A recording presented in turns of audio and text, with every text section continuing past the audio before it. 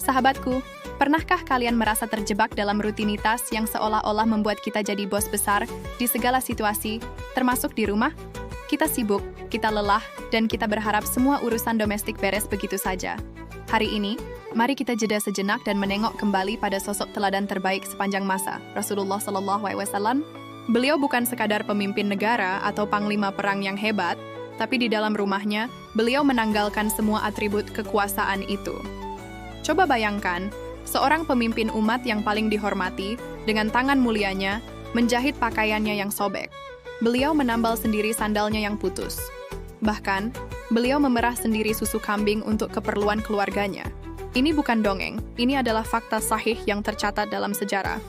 Beliau tidak pernah merasa turun derajat atau kehilangan wibawa hanya karena melakukan pekerjaan rumah tangga. Beliau menunjukkan bahwa melayani diri sendiri dan keluarga adalah bagian dari kemuliaan. Sekarang mari kita berkaca. Di zaman serba digital ini, banyak dari kita, para pria, yang merasa gengsi. Masa gue nyapu? Masa gue cuci piring? Itu kan tugas istri. Sahabatku, jujur saja, itu bukan soal status, itu soal ego. Ego yang dipelihara itu seperti racun yang pelan-pelan merusak keharmonisan rumah tangga. Kita dengan mudahnya menuntut pasangan kita untuk jadi superwoman yang sempurna dalam segala hal, sementara kita sendiri mungkin lebih sering rebahan sambil scroll media sosial atau asyik dengan remote TV. Ini tidak adil, kan? Dari sudut pandang psikologi modern, ada satu konsep yang disebut service to others atau tindakan melayani orang lain.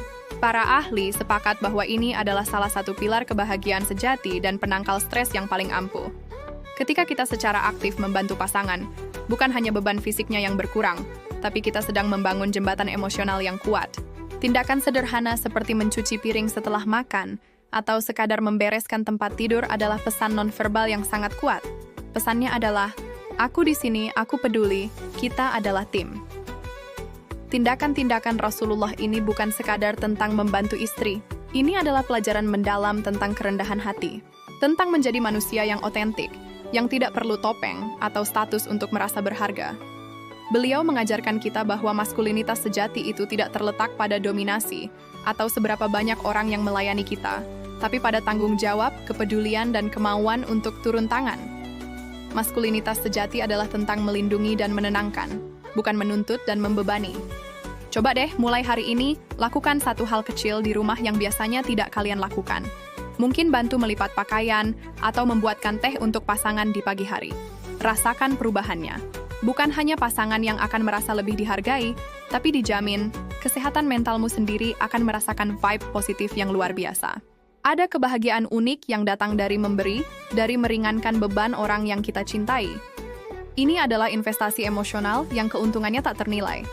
Kita seringkali mencari solusi rumit untuk masalah kebahagiaan. Padahal kuncinya seringkali ada pada hal-hal kecil dan sederhana yang kita abaikan. Rasulullah SAW telah memberikan cetak birunya lebih dari 1.400 tahun yang lalu. Beliau adalah role model 360 derajat, sempurna dari segala sudut pandang. Cara beliau memperlakukan keluarganya adalah cerminan langsung dari keagungan akhlaknya. Beliau paham betul bahwa fondasi masyarakat yang kuat dimulai dari rumah yang penuh cinta dan kerja sama. Mari kita bongkar stigma kuno bahwa pekerjaan rumah tangga hanya milik perempuan. Di era kesetaraan ini, keluarga adalah sebuah tim. Tidak ada lagi istilah bantu istri, yang ada adalah mengerjakan tanggung jawab bersama. Ketika suami dan istri bahu-membahu, rumah bukan lagi sekadar bangunan, tapi menjadi surga kecil yang menenangkan jiwa, tempat kita semua bisa pulih dari kerasnya dunia luar. Jadi, untuk semua suami keren di luar sana, tantangannya bukan lagi tentang seberapa tinggi jabatanmu di kantor, tapi seberapa besar kerelaanmu untuk turun tangan di rumah.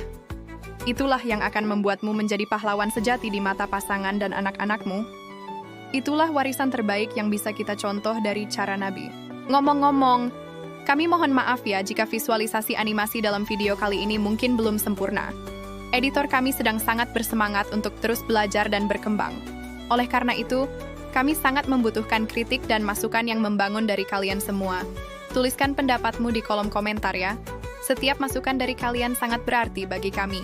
Sebelum lanjut scroll, coba deh cek profil kami.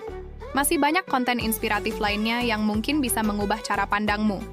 Jangan lupa tinggalkan jejak dengan like, komen, dan follow akun Cara Nabi di Facebook, TikTok, dan juga YouTube. Terima kasih sudah menonton, sampai jumpa di video selanjutnya.